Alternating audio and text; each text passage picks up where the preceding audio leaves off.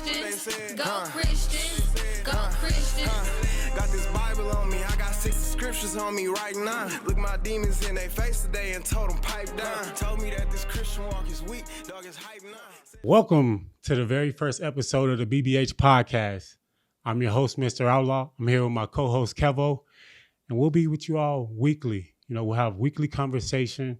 Our goal here is to edify the body of Christ and to have the non-believers believe. That's the goal here. Kevo, how you feeling, my guy? I'm good. You told me we was having Deon on the show. I was excited, especially about his story. I want a lot of people to hear about it. He's a Hazel baby, so I'm excited for this show. Yes, sir. So we have a special guest for you guys today. A very special guest. He's from where I'm from, my neighborhood, uptown Chicago. He goes by the name of Deon. He's a Hazel boy. He was incarcerated for, I want to say 20 years. I'll let him, tell the whole story. I think about 20 years he was incarcerated, wrongfully incarcerated, got out. And now he's an author. He's author of a book. He's a co-author of his book, The HAZEL BOYZ. And so we got Deon here. Deon, how you feeling? Oh, man, I feel great. Thanks for having me. Yes, sir. So what I want to do today, before we start, I want to open up in prayer. Just give a quick prayer, and we'll go from there. Okay. Holy Spirit, have your way. Father, your word says in Matthew chapter 18, verse 20, when two or more gather in your name, you're with us. Thank you for being with us, Lord. Thank you for your grace. Thank you for your mercy. Thank you for everything you've done for us. On this Sabbath day, we wanted to be all about you, Lord. In America, it kind of switched, more of a commercialized Easter, but we want to make this all about you. No rabbits, no Easter eggs. This is all about you, Lord. Thank you for what you've done for us. We want you to keep us on that straight and narrow path, Lord. Guide us. We hope that this podcast reaches the ears that it needs to reach.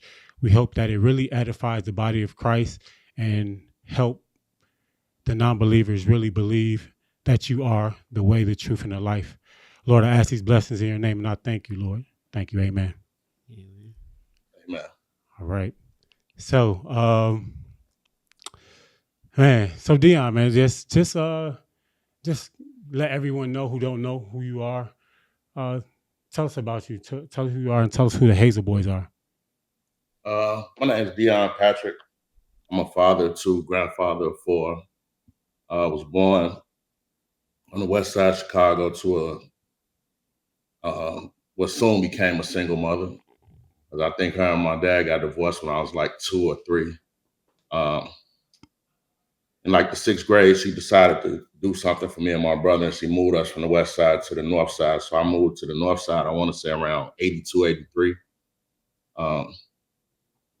Got dropped into a totally different lifestyle and environment because I come from a all African-American community, and I moved into a community where it was probably initially, because I moved into the Lakeview area, it was probably like 6 Black families in our whole neighborhood. And so we grew up around predominantly like Latinos and white kids, and ended up going to high school, graduated grammar school, then attended high school up there. What grammar school did you go to? I went to Louis J. Agassiz. Is that on the north side? Yeah, it's on Seminary in George, right off Diversity. You know who that's at, Kevin? I didn't go to Orion. Was it Orion back then? I was growing up in Lakeview. Okay. I came to I want to say 89, 90.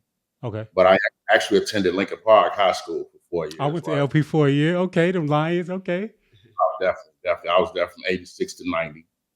Ran into a little trouble my senior year where I didn't finish. And then I went to Sin, might have lasted in there about a week. And it was like, oh, no. Like, get up out of there. Yeah. Yeah, right. So at that time, I lost my mother at 16. So that kind of changed my whole life, where I ended up having to move back to the west side, but I continued to migrate to the north side every day for school. And that's where my friends went. So I really had no connection to the west side. I've always had a connection to the north side. Started getting in trouble with the law soon after she left. started. I guess I just became like an angry kid and did a lot of fighting and finding myself in bad situations. Like I want to say 1991, I ended up going away for like 14 months. I went to boot camp. Okay. And then I came home August 8th, 1992. Ended up back in the neighborhood, back in Uptown, back on Agatite and Hazel. And that's where the title of the book, The HAZEL BOYZ, come from, because we were raised on Hazel Street, right? And in the next, I want to say like almost 4 months, something tragically happened on our block where 2 people were tragically murdered. Police came in. And initially, I think when I first heard of it, I was informed that 2 of our friends had got killed. So I ran back down to the neighborhood. And when I got there and I saw everybody outside, and they was like, oh, this has nothing to do with us. It's something happened in this apartment. My advice was, all right, let's get from out here because they ain't got nothing to do with us. I didn't want nobody trying to talk to us about some stuff that we knew nothing about. And that turned into 2 weeks later, the police being overzealous and trying to solve the case, they decided that they were going to arrest the kids from that neighborhood. And somehow real quick, Deon, sorry to interrupt you. So back in so we're from Uptown too as well. So back when you were growing up in Uptown, was it predominantly Black or was it mixed? What was the demographic of Uptown? I think Uptown, we still had like the Latino gangs in the community. So it was still like a little mixture, but that square radius right there from Clarendon to Sheridan or to Broadway, Montrose to Lawrence, that was predominantly Black. Okay. It was like they kept us in that box where it's like, okay, as long as they doing it right there in that box, we don't really care what they have going on. Because if you went on the other side of Broadway, you ran into a white gang that was racially doing what they were doing. Like you get over towards Truman College and stuff. Was that like, the Gaylords there? Yeah. They were. I heard about that. And some of us on Clifton, but they ran into problems almost every day over there. But it was just so that area it definitely wasn't what it looked like now. Because when I came home, I actually did 21 years. I did 21 years, 1 year and 8 months. 21 years, 1 month, 8 days. And how old were you when you first went in? When I went in, I was 20. Okay. And when I came home, I was 42. Had 2 very young kids. My daughter was 8 months when I left. My son was 11 months old. When I came home, they were 22 years old. Kept a pretty good relationship with them both, but more so my son because he grew up in Chicago. And that's how he ended up growing up with you guys on the north side because I want him to school on the west side. So we found a way to get him into a ride to get him away from a certain environment where he could just focus on school and playing sports, right? I like how you called it a ride. You know, say you called it. He went to Upland, but because I went to a ride. I still call it a ride. I love it. Yeah, it ended up being Uplift. Yeah. But like that was my goal. Like I just didn't want to see him go to school on the west side. I wanted to give him a chance to do something different with his life. And it's funny because I instructed him when he went up there, like, don't even tell nobody from the neighborhood you my son. Like, just go up there, go to school, do your work, go to practice, and go home. They didn't find out he was my son till like his senior year. Hey, that's when I found out. I was gonna mention. That's when I found out. He's like, man, my dad from over here. You know what I'm saying? We was talking one day in the gym. He said, my dad from over here. I'm like, yeah. And it's funny because I ended up on the phone with one of his coaches with Percy, actually. Yeah. And they was always talking about this kid they had playing up there and how good he was. And I asked Percy, I said, you don't know who he is? And he was like, what you mean? I'm like, what's his name? And the light bulb like went off for him. He was like, bro, that's your son? I'm like, yeah. But he was like, why he didn't say nothing? I didn't really want the neighborhood to know that he was my son because I didn't want them pumping none of that other stuff in him and trying to show him like, oh, this is who your dad was. This is what he does. And so it was like, nah, you just go to school and go home. We'll focus on that other stuff later on. So I think though, like, and back to the book, like the HAZEL BOYZ come from, we grew up in an era where, and not just in that little area, they was targeting us all over the north side, right? And if there was something that happened where it was a murder or something and they couldn't solve it, they were putting it on somebody. Somebody was going to jail. That's a fact. And at that time, they really didn't care who, because our ages started from 15 to 32. They charged actually 8 of us with that case, right? The 15-year-old was the first person they grabbed. They took this boy in the room. I say boy because he was 15, with no parent, no juvenile officer. And they just laid out pictures and was like, tell us who all you hang with. And so he picked out pictures like, I hang with him, and him. So now they went somewhere and they devised roles. I was the only one on parole. So I think I got the worst role out of the whole thing, where they were saying that I actually supposed to went in the house and murdered somebody. They gave the 15-year-old a lookout spot. So they put him outside the apartment, like he was on Hazel. I can't remember exactly where, but it was on one of the corners or the alley between Sunnyside and Agatite, right? And just from there, like it all spiraled out of control. But that was December the 2nd of 92. But I had to take you back to November 29th of 92.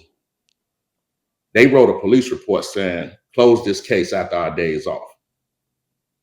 Now, when they got on the stand during our process, all of our lawyers were specifically asked them, did y'all have any suspects November the 29th? They all said no. But on November the 29th, they ordered pictures of all us, because it's not like technology now isn't like it was back then. In order to get a picture of a guy back then, you had to order it. They had to print it out at 11th and State, which took 48 hours. You had to get in your car, drive to 11th and State, pick up those pictures, and bring them back to whatever police station you worked at. So, ironically, they came back to work December the 2nd, off their off days from November the 29th, and they started making arrests. So when they got into the thick of my trial, my lawyer used to always ask them, when's the first time you heard Deon Patick's name? And they'll be like, oh, and we took a picture of him in the room with the 15-year-old Lewis Gardner, and he picked them out. So where did you get a picture of him from if you've never heard his name before? Right. And they could never really explain that, other than lying and saying, oh, no. We didn't have the picture when we first went in the room. When he told us his name, he went and got the picture, which still wouldn't have given them enough time, because I didn't stay at the police station for 48 hours to even get those pictures right.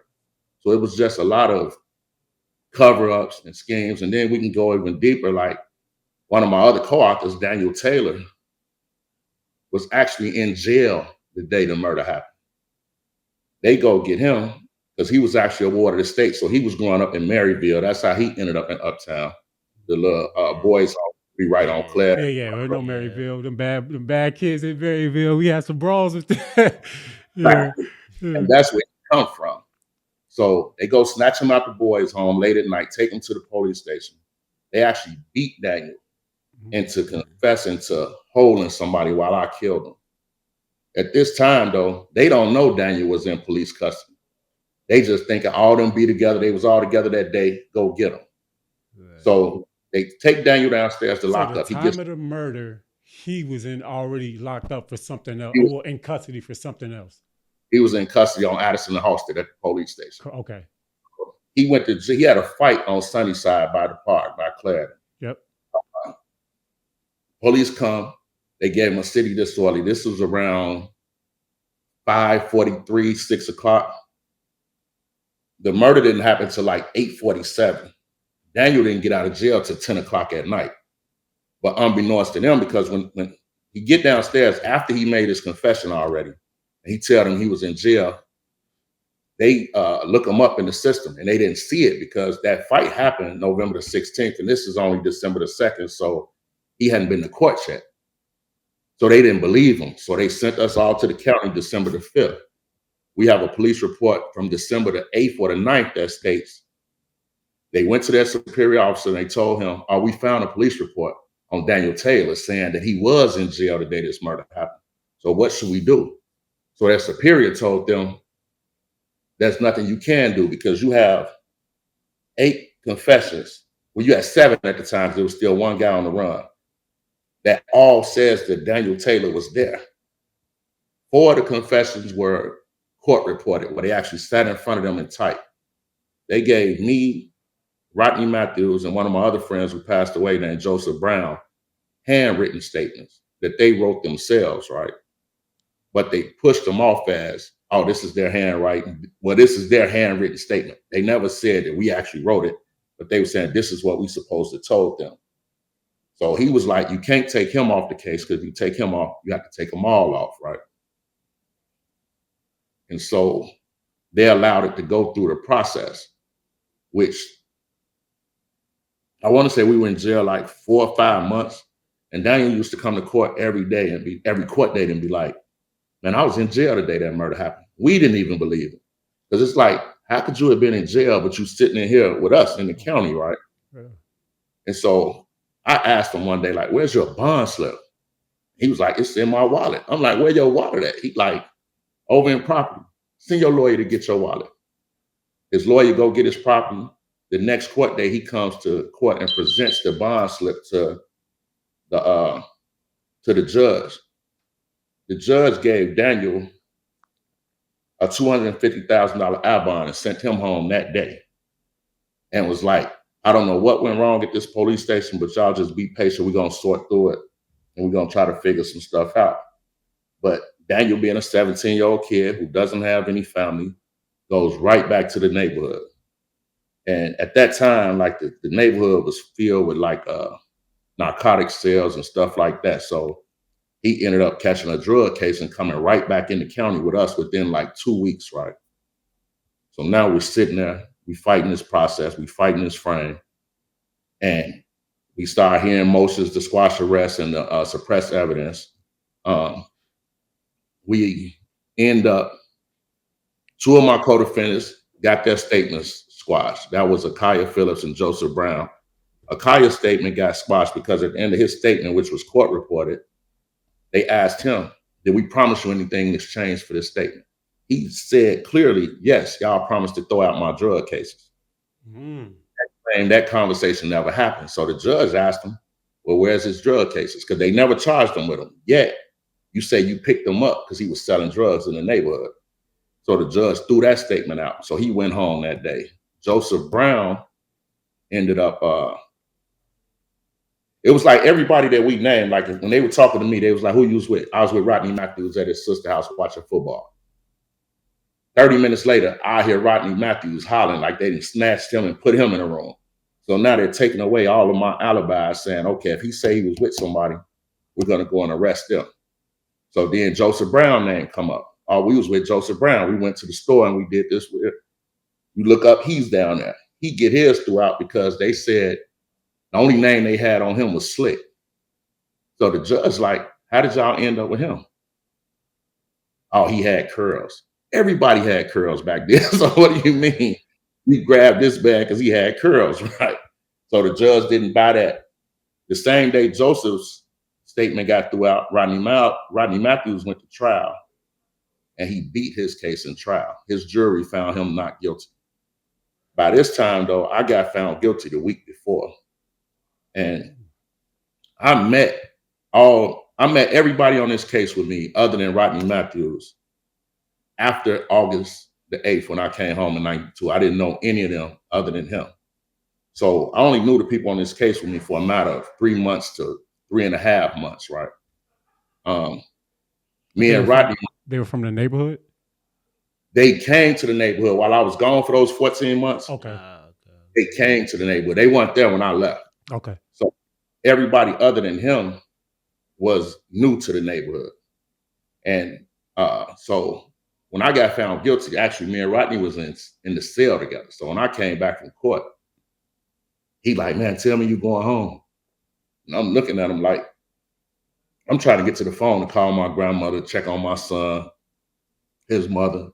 And I'm like, man, they found me guilty. I come back in the room, he crying. I hadn't even cried yet, I don't think, right? I'm like, man, hold on, what's going on? He like, man, I don't want to go home. And I'm like, why not? Because this is a guy that I've been knowing since I was 12, 13 years old. So I'm like, bro, I don't need you in here with me. I need you to go home so I could finish trying to fight this stuff and do what I need to do, right? And so he go to trial the next week and beat his case. I think next up was Daniel Taylor, the guy that was in jail. And it was a 32-year-old in the case with us that we didn't know. Like we saw him in the neighborhood a couple of times, but we didn't know him at all. They Right? just grabbing anybody. He got put on it because he used to be in the apartment with the people. Okay. They had an eyewitness too, which was a lady that did a lot of community work. And they put us in a line up in front of her. She specifically told them, I know these little boys. That's not who I saw come out of that night. They flipped her statement and said she was scared of us because we were gang members and she didn't want to tell the truth. She didn't want to come to court. But all the way to this day, like this lady has stuck to her story. No matter how they pressured her or what they said or did to her, she's always told them it wasn't us, right? And so we look up, Daniel gets found guilty, the one that was in jail. I'm already in the joint. I'm in Pontiac. And he come down. And I'm like, bro, how they find you guilty? And he was telling me how they sold it to the jury. First, they went to line and made up this thing. We even have a Tribune article where one of the jurors said maybe he escaped out of jail, went and committed the murders, and climbed back in the window and went back to jail. And we looked like, come on. Yeah. But when some of the police testified, one thing they would testify to is that we weren't supposed to be up there anyway. Because like you guys know, like it's a rock throw from Wrigley Field. Yeah. So we shouldn't be in that community, especially not doing the things that was going on in that community. Like we didn't belong there. So it was almost like we were throwaways at the time. And they told, if I go back to Daniel, right, when they found out he was in jail, they doubled down. They went back to the neighborhood. They put some drugs on two guys, made them go to the grand jury and testify that Daniel wasn't in jail that day happened. He was with them. And they found two police from the neighborhood that write a police report saying that they saw Daniel November the 16th. Now, mind you, this is around December the 17th, 18th. He said he saw Daniel November 16th at 7:30 exactly, and what Daniel had on. Why would you remember that? If this is a later and you finna tell me that you know exactly what time you saw me a month ago on a certain day.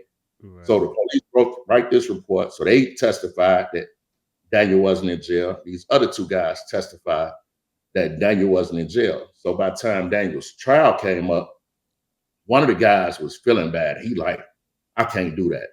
They told this man, nobody cares about him. He's a ward of the state. You can go in here and lie on him. Nobody's going to miss him. Nobody's going to care. So they was just telling people that like we were some kids like throwaways and nobody really cared about us and just let them go on their way and we'll figure it out from there.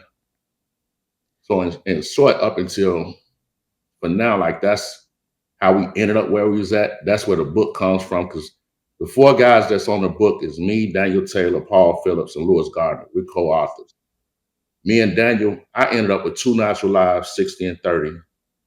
Daniel had natural life 30 and 30. And Paul and Lewis got 30 years. So they did 15 years and came home. So they had did their time and came home before me and Daniel actually got our cases overturned. And was yours more because you said you just came home or you were still on probation, or why was it that you had, more than the others that was on the case? I think go ahead. The role they gave me was based on I was the only one on parole. Nobody else had ever been to the penitentiary. Right. So they put the gun in my hand and they handled it a certain way. I think my sentencing just came from I was the one that the judge pretended like he believed actually did the shooting. But my judge, even in his sentencing, he was like, because it was actually a death penalty case. They were trying to give us the death penalty. And he said the only reason he didn't give me the death penalty because the state didn't cross every T and dot every I. And if he give me the death penalty, you're going to have these, what did he call them? Because you had a lot of people that were fighting against the death penalty at that time, saying it was inhumane. Yeah. And he didn't want them to put their money behind me because that case was so weak. But if you're the judge and you saying they didn't cross every T and dot every I, why would you even send me to the penitentiary? Right. But he said that he did that because it would take longer for me to get back if he gave me natural life as opposed to giving me the death penalty. Wow. So with the jury that found you guilty, I was curious, like what was their race? Was it like, more of a certain, demographic, or what, like how was it? Or if It you was remember. it was actually one dude. Uh, it might have been three African American women, and the rest were Caucasian women, Mm, like old retired school teachers from Wilmette. None of them, like they said, jury or peers. Those were not my peers, right? Those were people right. that were afraid of everything that they heard was going on in the inner city. And I think that's what they painted. They painted a picture of some street thugs that was just out here wreaking havoc in their neighborhood. Mm, And this is where they belong. Like, so I had no guys on my jury other than the one. And the rest were all women, like retired women or mothers. yeah, not because I asked that because um I'm sure it's the same on, when you were growing up, but I know in our era growing up, like even though they consider, like you said, that box of where we was at, the hood, but it's like it's still the outside barriers, like you said, Wrigleyville and other areas of the north side that wasn't bad. And I feel like they always wanted to, let's get rid of this area. You know what I mean? It's right there by Lakeshore Drive or whatever. So I just asked that about like the jury or who was all there. Was it like more of a, how the people think, like, let's get these people off the street, or, if we continue to get them all, they'll all be gone sooner or later. And then, it'll go back to, whatever they want, or what they're used to, I guess. I think that's always been their plan, and it's still their plan to this day, right? Absolutely. Right. And it's like you guys come from the neighborhood, so y'all know like probably 60 to 70% of the kids from that neighborhood parent come from that neighborhood, right? Yeah. And I find myself talking to them because these are my friends' kids. And I don't understand how, as people, sometimes we don't see the writing on the wall.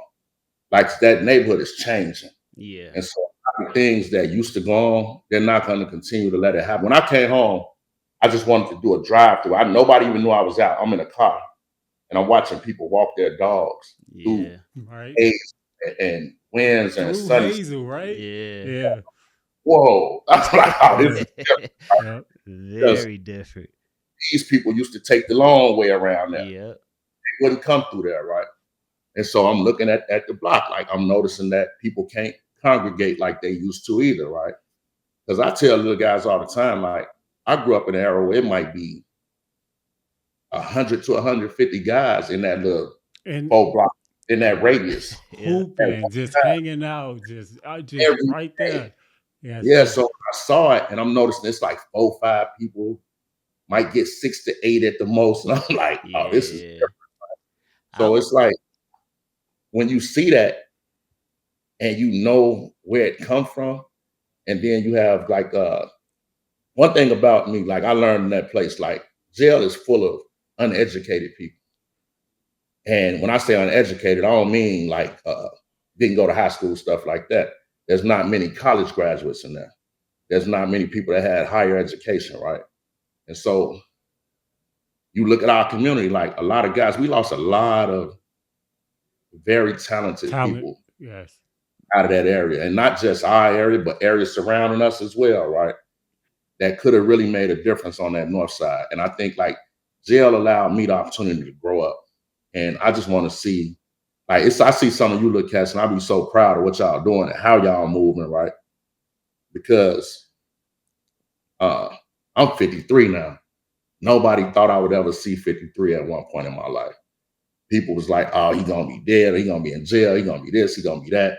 And my whole mentality is different now. I don't really see someone that looks like me, walks like me, and talks like me as my enemy no more. So it's like I see the world what it is because I think it's good guys on all sides. It's just we wasn't getting to know each other. Yeah. Right. We would talk. We don't mess with them. And we had these imaginary boundaries in our communities, right? Where we don't go over there and they don't come over here.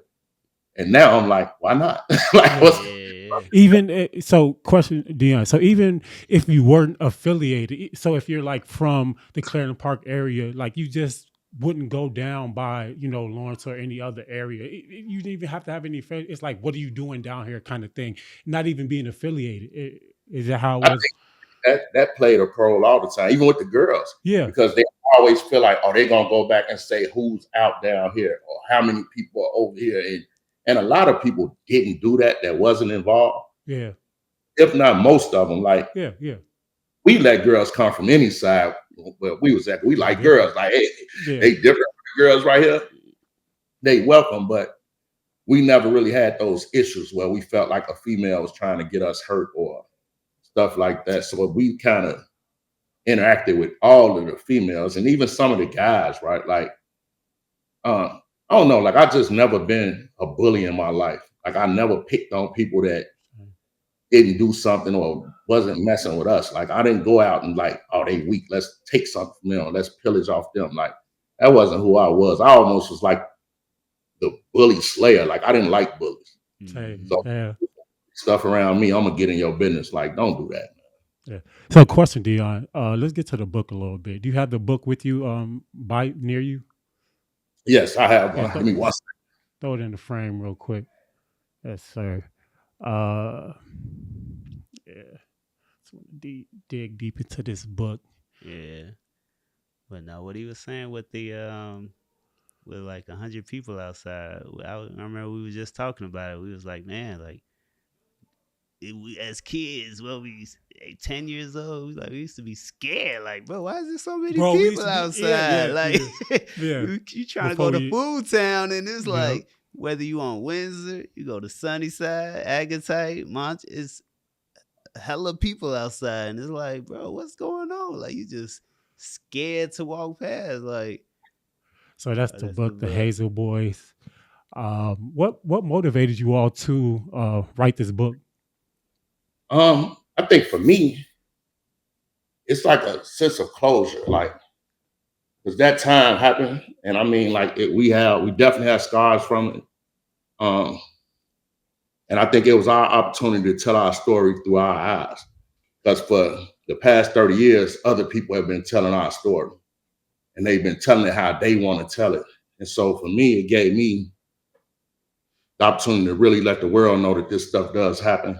Because you have those people that come from that believe in the system. Yeah, that just don't think that they just think all cops are good cops. The system is just a great system, and these things don't happen. I got into not the severity of like a murder or whatnot, but I remember growing up in high school, coming home from school. And around that time, there was a store right on Sheridan, and they sold these bootleg Air Force Ones, and some of the guys would go in there and just take it and just run out, right? So at that time, I'm getting off the train, I'm walking by, seeing some of the guys, doing their little thing or whatnot. Like right after that happened, the police grabbed me up, right? They get me in the car. They calling me all type of N-words and whatnot, saying I stole from this store and whatnot. I'm like, what? I'm just coming from school. Like, so I can resonate to these, these type of things, just being in the wrong place at the wrong time, or not even the wrong place at the wrong time, just being us. You know what I'm saying? Just being there. So that's just crazy that. And to that point, right, when Lil Deon was going to Uptown, I talked to him probably every other day, right? And I still remember telling my son as a kid, like, don't ever forget that you always fit the description. And he didn't. Always fit the description. Yeah. But I was breaking it down to him, like, you and your kid could really be a group of good kids, you and your friends, rather. And some stuff could happen, and y'all could be just passing through. And they'll take y'all because they don't know who really did it. It was an incident when I was probably like 13, 14. Got home late. My mother was real strict as far as her curfews, right? Got home late. She wouldn't let me in. So I was a little more rebellious than my older brother. I left. Walked to one of my friends' house. But we had real parents at that time, right? When I got there, his mother turned me right back around. Like your mama said, get your butt back home, right? At this time, I'm still staying on closer to Diversity. I'm down on George Street. So I'm coming down Sheridan, and the police out there. I see the lights up, but I'm walking because I ain't did nothing. When I get there, they grab me. There was an older, middle-aged white woman. Her purse had got snatched. So they throw me in the car. This lady was adamant about I had just snatched her purse. So I'm looking like, what? So there just so happened it was a guy that chased the people who snatched her purse. He looked in at me and he told the police, "That's not the guy I was chasing." If it wasn't for him, I was going to the Audi home snatching the purse, right? Yeah. He just was like, "That's not the guy that I was chasing, nor is that the guy that was with him." He looked at my clothes. He like, "I'm positive that's not who I was chasing. I was this close to him, so I know that's not him." So that taught me a lot that day. Like, bro, you have to move differently up here, right? And like the little Deon always felt, "Oh, Dad, we ain't doing nothing." He was all the little basketball playing girls and the basketball Yeah. and the footworkers. And it's like, hey, man, y'all could be doing everything the right way. And y'all will stumble up on some stuff that didn't just happen. And they'll lock y'all butt up, man. And y'all will be fighting that. And I think it's sad, but it's the reality of how we grew up, especially in that area. Because when I came home, I did something up there, right? I ended up in the alderman's office with both sides. Because when they was doing all that construction up there, there's money in that for the community. Yep. That goes to the little guys that's supposed, like, even if it's just picking up paper or trash, right? But it pays well too. But we don't know about that money because we don't be thinking about that. We thinking about something else, right? And so when we got through talking and somebody told the alderman who all was just in there, that man almost passed out. Like, he couldn't believe that they was in there and they were cordial. Wasn't nobody into it. They wasn't disrespecting each other. And they came out. Little bro and them went back to their other side, and Buddy and them stayed on their side. And he was like, "How did y'all get that to happen?" I'm like, the sad part about where we come from, most of them people up there some kin to each other. Yeah, that's a fact. Real bloodlines, right? Yeah. And it's people that let it get so bad that nobody wants to be the cooler head that prevails. It's like, bro, it's your mama's sister baby. Like, what is we talking about? They, "Oh man, he over there. I'm gonna get away from you," because I know if you feel like that about him, it's you to feel like that about anybody, right? So it just teaches me a lot. But like this book for us, it's closure in a way. Like the 15-year-old, we had to have a lot of conversations with him because we just really got back in touch with him over the last year and a half. He's been beating himself up for years because he felt like it was his fault that we went through this. And I'm trying to explain to him, no, they did this to us. Don't ever beat yourself up about what some grown, seasoned police veterans that been taught these tactics did to you in a room to get you to do something other than the truth. Because he was telling them the truth in the beginning, but they make you believe that's not the truth. We want to say X, Y, Z. It got to the point in that room with me, bro, like on some real stuff. Like, I don't get how I get drunk, right? Yeah. And I was in there thinking about where I was at that day because they had told me so many times. Yeah. Like, what? You this. And I'm like, oh man, tactics. Was you there? And then I'm having to stop. You weren't there, bro. I don't care what they talking about, but it was just mentally they had defeated me because like I don't think they put their hands on me because I asked for my lawyer as soon as I got there because I had a lawyer on my previous cases, right? Now my co-defendants that didn't have attorneys and didn't know they could ask for a lawyer, they actually put their hands on some of them and did some of their tactics on them, right? So I don't have a claim of physical abuse, but I know what they did to me mentally in those rooms and how they just kept me under this spotlight. Like, you going to jail. Now you can either go to death row or we can help you out. And if you're giving people those options, like people gonna take the safe, they don't die. Like, I ain't ready to die. I'm 20 years. I was 20 at the time. Like, who's ready to die at 20? Did you play any football or basketball? I hooped at Lincoln Park in '89. I was actually very athletic. I think I wasn't coachable though. Like I wasn't coachable at the time too. I had to mature into that. Like the Demons coach at that time was Carter, and he was heavy into the Demons. I just didn't like how he yelled all the time. I'm like, I can't do that, right? But I used to get him. Coach Carter? Yeah, he started Coach Vaughn. That coach. Yeah. Oh, I didn't know that. I didn't know he was at LP. Wow. Carter started that program in the early '80s, right? Yeah. And the first person I saw in Chicago to do the AAU circuit, to take his teams out of state. He's been a while Ever. Like, Chicago Shout out. Demons. Yeah. Yeah. yeah, I'd have been around since I was Man. 12, 10, 11 years old. And he did a lot for a lot of guys up there. And like at that time, like he was building schools. Like Sullivan had a nice program. Lincoln Park had most of his talent, so they was really good back then in football, baseball, and they had guys get drafted out of high school to the major leagues out of Lincoln Park back then. I didn't know that. Yeah, like it was a good time up there. Like the North Side always been fun. I just think it just took a really bad turn to where there wasn't enough instrumental people to try to divert some of that stuff and be like, hey, nah, we not doing it. It might have been a couple, it just wasn't enough. And it's like when they start taking us away from that, it kind of took the mentality away. Because I tell people all the time, I look at our, like when we do our picnic, it'd be like a family vibe, right? And it's so crazy. One of the brothers said this year, he was taking a lot of pictures. And I'm like, man, why are you doing that? He like, man, unfortunately, somebody not gonna be here next year. You feel me? So I'm just trying to make sure I get all my pictures. And we at that age where some of us ain't taking care of our health and people checking out, right? Yep. So it's like, and I looked and I thought about it. We had just went to a funeral of one of the brothers we grew up with. And I'm like, man, that's deep. I started taking pictures. like let me take pictures too.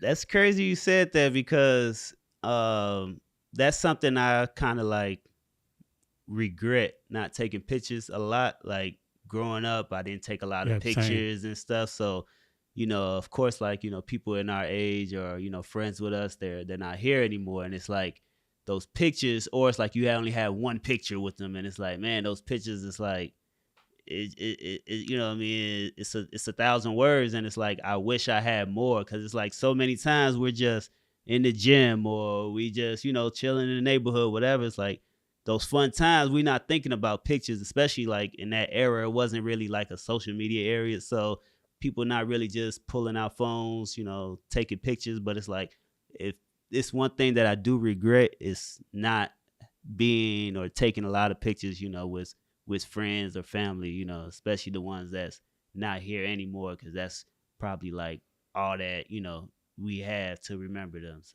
So yeah. Question, Deon, you got the book, right? You have the hard copy, you got the you know, the audio, I mean not the audio, but you got the hard copy and the are you thinking about doing a movie or audio copy?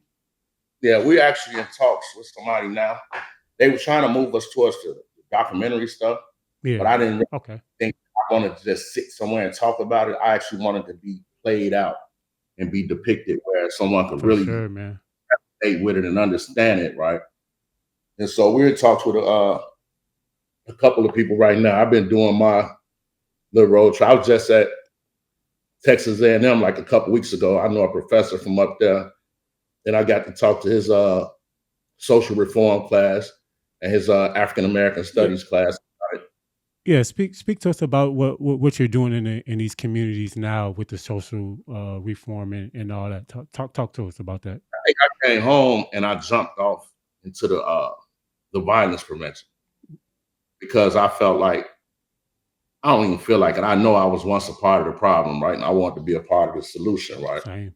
And I think being in that place for so long, I learned that them brothers from them other sides wasn't my enemies. Like, some of them are my best friends right now because we connected on different levels. We could talk about stuff at school. We could talk about different girls. We could talk about different cars. Like a lot of the other cats that was supposed to have been on the same side as me, I didn't know them. We had nothing in common. We couldn't really communicate about nothing but some folly or some stupid stuff, right? And so I think like I made up my mind when I came home that I wanted to make a difference on that north side, right? And I don't want to see nobody die. I don't want to see nobody go to jail. I don't want to see nobody spend the rest of their life in jail, right? And so I just was like kind of trying to get that message across. But I do understand too, like that hurt people, right? Absolutely, yeah. And a lot of that stuff comes from people are hurt. They lost brothers, they lost cousins, they done lost sisters, some guys. And so I think now I'm getting off into the trauma-informed care, right? And cognitive behavioral therapy aspect of life and how you see things. I took some early childhood development classes at Truman when I came home, right? And at 44, 45, I'm sitting in the classroom, and the teacher made a comment about, uh, in one of some of the curriculum, the this term emotional intelligence came up. I had never heard that before in my life. I'm 45, 46 years old, right? And this lady was telling me that I should have heard that by the second grade. And I'm like, that's not taught in our communities, right? And I think that's why we respond the way we do, because we don't know how to deal with our emotions. And so we lash out when we get emotionally charged and stuff. So I've just been delving off into that stuff. I've been doing like, before I left Chicago, I actually moved to Texas now. I was going inside the county jail, talking to the guys in there. With the job I had, it really gave me a platform to meet guys that was headed down the same roads and paths as me. And I was trying to get them off that track. Like, hey, look, it's just, to me, it's more to life, man. Yeah. Like, I've seen so many things since I've been home that it's ridiculous. Like, I did my 50th birthday in Dubai. Like, who would ever thought I would have saw Dubai? Like, so things that I've experienced now, I want to see everybody experience it. I want to see everybody get to grow old and out of that same thought process, because That is just so much more than the Yeah. hood, man.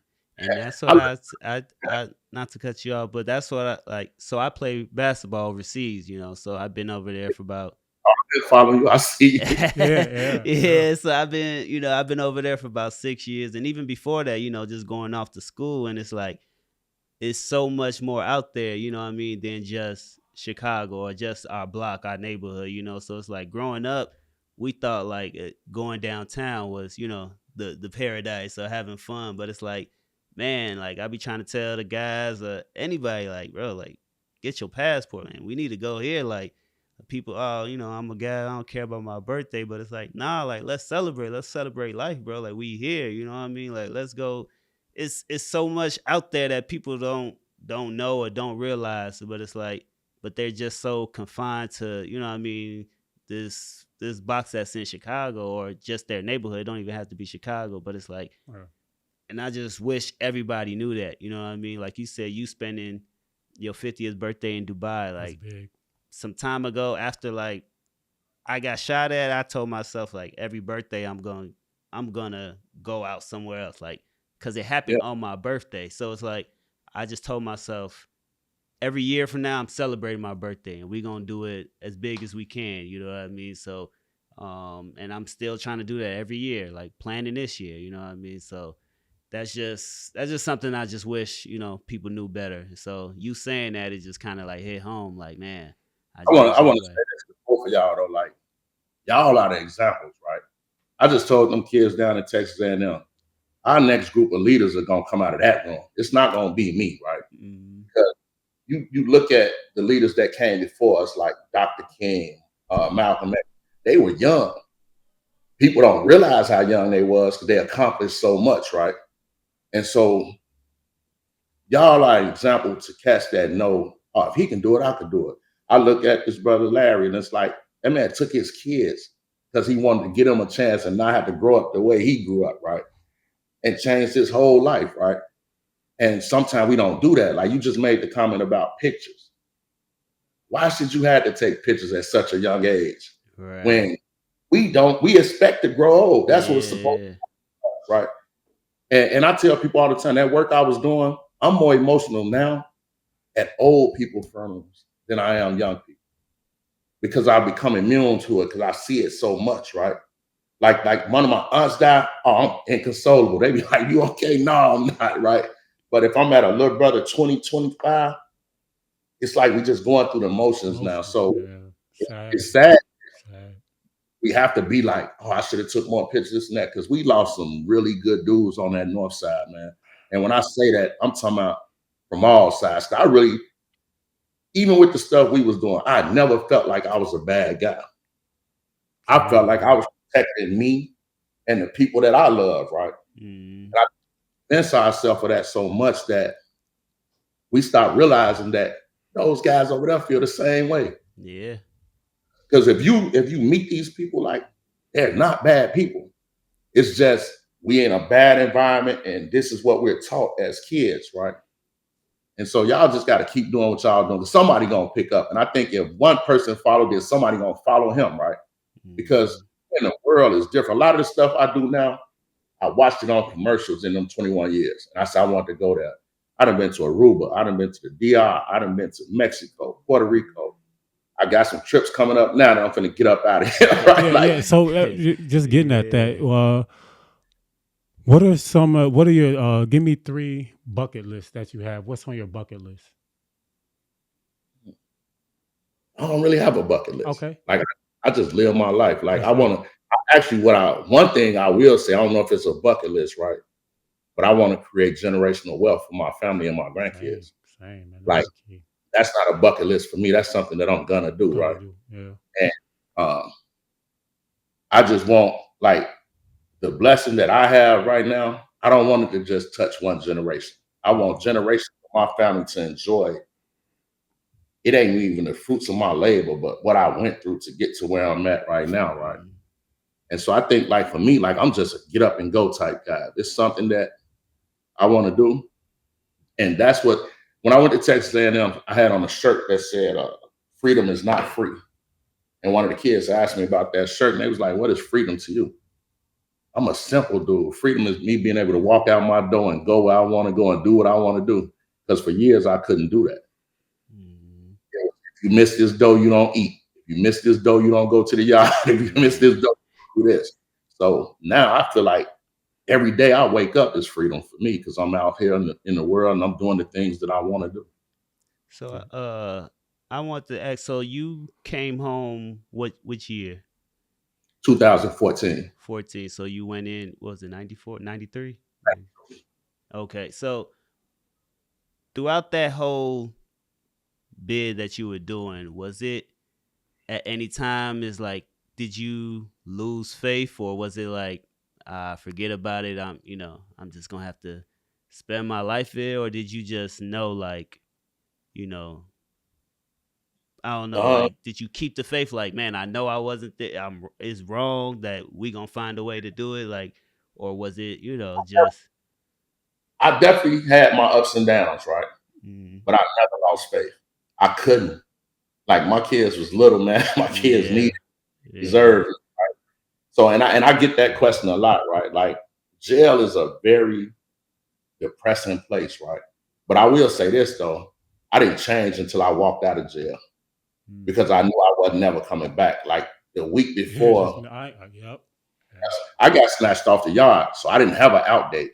They came one day and told me, "Man, pack your stuff. You going home today." I was telling them, "Stop playing with me," because I'm thinking they playing, right?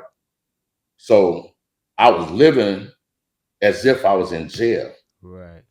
I'll make it to the mall. Like I'm not gonna let these people hurt me. Like I'm gonna match energy in here, right? For me, when I walked out and to see my son for the first time and be able to hug him free, it changed everything for me because I already knew I wasn't never going back to jail. What do you think your son has learned most importantly from everything that you went through? I know he definitely don't want to go to jail. Yeah. My son different. Like he is. He's a good guy, man. Shout out Deon Jr. He has so much potential, but I think he feels like I push him a little too hard, right? But it's only because I see what potential he has, right? And I think any real parent is gonna push their kid to be better than what they were, right? So I think for me, like me and him, we talk, and I think he understands it. But I think he also finds himself in conversations with guys who like promote my past to him. And I've gotten to it with guys about that. Like, hey, if you ain't gonna tell my son about how I went to school, how I was an honor student, how I did, don't talk to my son. Like, don't tell him about nothing that's connected to the streets that went on in my life. Because me and Deon don't have those type of conversations, right? That's not our relationship. So I think though he's still running to guys that was down there with me and hey man, your dad was solid. That's a good dude. Hey man, I don't care about none of that stuff. I didn't do that because I wanted to. I did that stuff because I had to. I didn't do that time because I didn't have a problem with it. I felt like I didn't have a choice but to do it. And I'm like, I'm just checking out like where this podcast goes as far as I want to touch on like my mental and my spiritual aspect of things, right? Like for years, I used to tell people when they asked me about that me and God was having a misunderstanding, right? Because I didn't understand why I was going through what I was going through. Like I lost my mother at 16. Then here we go, 4 years later, I'm in a fight for my life, right? But now I understand like why not me? Because I used to always be like, why me? Now it's why not me? And then I understand also I wouldn't be here if it wasn't a higher power and somebody was on our side saying, you're not gonna die in this place. I'm gonna see you through this, right? And I think that really helped me a lot because I prayed every day. And I think my biggest prayer was I just didn't want to die in the penitentiary for something I didn't do. Mm. And now I'm not going to do that. So I think it all fell in line for me. And I definitely understand partly why I went through, because it really, in a way, it kind of saved my life too. Because I don't know if I would be sitting here as a 53-year-old man if I didn't go through what I went through. Because there was a possibility of me getting hurt out there or me hurting somebody and ended up in there for something I did do, right? So it gave me time to unpack a lot of stuff in my head and to really figure out what being a man and what a man means to his community and what men roles really are in their family dynamic. For Yeah. sure. For So, sure. I know when you were speaking on like, basically saying like, the other side is cool. You know what I mean? Like those people are cool, and you know, growing up, you don't really get to experience that. Like, I went to Sullivan for a few years, and one of my friends, RIP James Brown, he was friends, cool with some of the people in our neighborhood on the other side. So it's like he was like, man, why y'all they actually cool. And it's like I told him, I'm like, they probably are. I just never, you know what I mean? It's like when you grow up in this side of town, it's like it's crazy because you just think about it, like how you don't like me because my mom moved in this building. You know what I mean? So it's like we was just on biddy ball playing baseball together. You know what I mean? Now all of a sudden it's like a summer switch, and then it's like, hey, you from over there? Don't step past here. And it's like, man, what happened? You know what I mean? Like, and so I just want to say, like, how would you speak to the youth or to other guys that may, have that problem, like basically saying that's not your enemy, or somehow, in a sense pushing peace, like you said, just not your enemy? Or how do you think, like you said, you had them in the alderman office and they came together, like how would you be able to talk to the youth, or not even just the youth, you know what I mean, just everybody, that these people are not our enemy because of what side they live on? I think the one thing that I was afforded the opportunity to do was go anywhere when I came home. But Man. one thing them little guys always said, he ain't with us, but we know he ain't against us either. Like he from over there. And I didn't even like that statement because I'm not from nowhere. I'm like, Right. I'm from I love the north side from Division to Howard, from the lake to wherever it go, right? Yeah. Because when I went in that place, we had to defend that. Like that wasn't really accepted when I first started going. Like they were making them weird statements. Like, ain't nothing but this up north.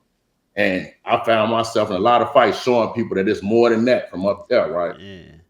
Like, so I defended catch small size. I fed catch small size. I didn't broke bread with catch small size in that 21 years, right?